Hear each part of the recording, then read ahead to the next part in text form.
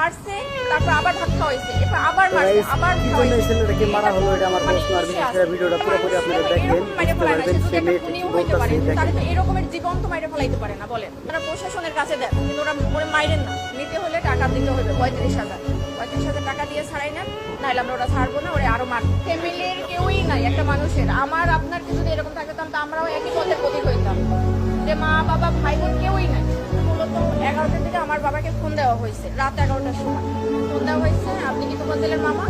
তখন আমার আব্বা ধরছে যে তখন বলছে যে তোফাজ্জেল এরকমের আমরা ওরে আটকাইছি, এই হলে আছে, এখানে এখন ওকে মানে নিতে হলে টাকা দিতে হবে 35,000 টাকা দিয়ে ছাড়াই নেন, নাহলে আমরা ওরা ছাড়বো না, ওরা আরো মারবো। তখন আমার আব্বা বললো যে আমি তো গ্রামের বাড়িতে, আমি কিভাবে করবো। তখন আমার আব্বা আমাকে ফোন দিছে যে তুমি একটু কথা বলো, তোমার নাকি এরকমের মানে উনি ওর বলে এরকমের